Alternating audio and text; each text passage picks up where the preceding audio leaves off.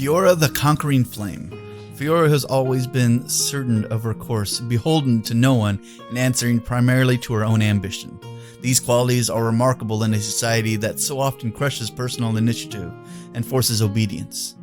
From the beginning, Feora was destined for greatness. Her influence affirmed when she became the leader of the Incendium in the Temple Flame Guard, her authority magnified by her status as a warcaster with an army at her beck and call.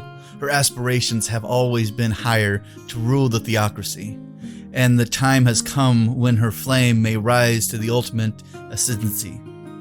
When Feora went against the orders and led an invading army deep into Signar for the first time since the Caspia Soul War, there were those among the scrutators who predicted the end of her aspirations. Her actions were in open defiance of the orders of the Hierarch, necessitated by the tenuous alliance she made with the former king of Signar, Vinter Rathorn IV. For Feora, the die had been cast. She had seen the opportunity to demonstrate her resolve to the Great Crusade and a chance to force Signar to abandon its support of the Morrowind faith. Though Vinter ultimately failed and was defeated, Feora felt no regret over the choices she had made. She believes Vinter's defeat could have been avoided if not for the ultimate interference of Intercessor Krios, who confronted Feora in the Battle of Farin.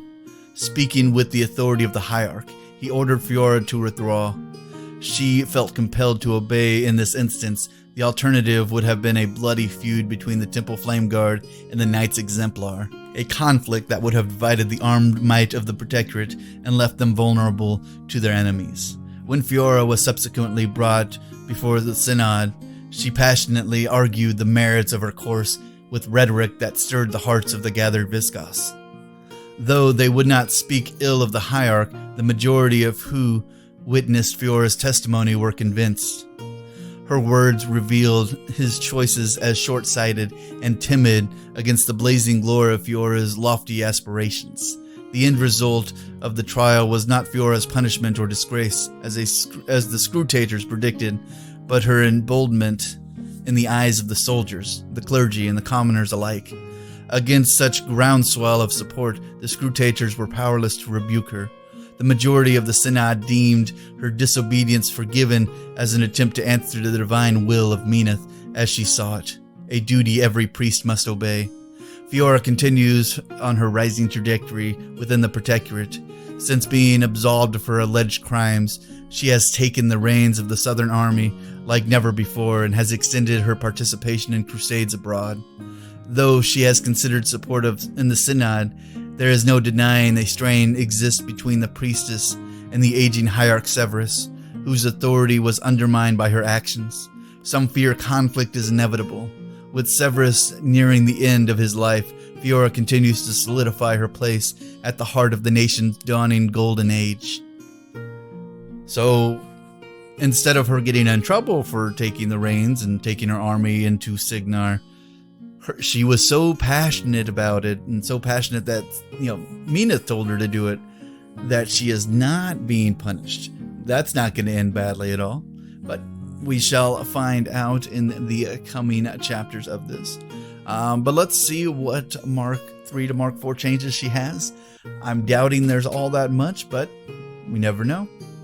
Alrighty, and we'll of course talk about her stats first and get on through there. She is a mounted model in this particular version. I think most people are usually mounted in their third versions in Warmachine, but this one's mounted. So her speed has jumped up to an 8. Her mat is still at a 7. Her rat is still at a 6, so from her original version of 5, it's at a 6 in Mark 4.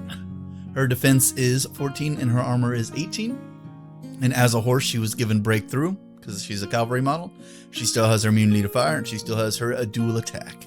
So, still has all that, just a little bit better rat.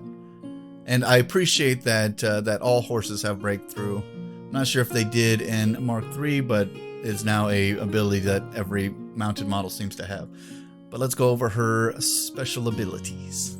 Alrighty, well, they removed Assault, because Assault's not really a thing anymore. Because, well, with dual attack, Assault's kind of no longer needed. She still has Flaming Trail, which means if she advances into base-to-base contact with an enemy model, that model automatically suffers Fire Continuous effect. Ouchie. And then she has Reposition 3 inches.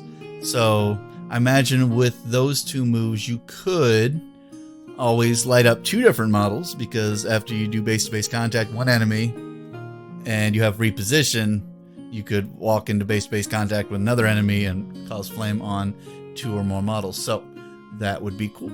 Let's go over her weapons and see what's changed there. And as per normal, nothing really changed there except her rad is better with her flamethrower. It's still a spray 10, still a fire weapon with fire continuous effect, and a POW 12. And then her melee weapon, Apocalypse, still a MAT 7, range 2, magic weapon, and critical fire. So pretty much all the same there. I believe the only thing we're missing is the mount attack. I'm not sure if that's just an oversight or they just took it off. I'm not entirely sure. They do have some weird stuff that happened. But let's go over her feat and see if anything changed there. And of course not. Clash of Flames, Feora immediately casts Insight without spending focus. And additionally, while in Feora's control range, friendly faction models gain her Flame Trail ability, so anybody they in base-to-base contact with automatically catch on fire as well. So that's awful, but let's see what Insight does. And making the assumption Insight is probably a spell that is going to be pulled over from Mark 3 to Mark 4 and probably doing the same thing.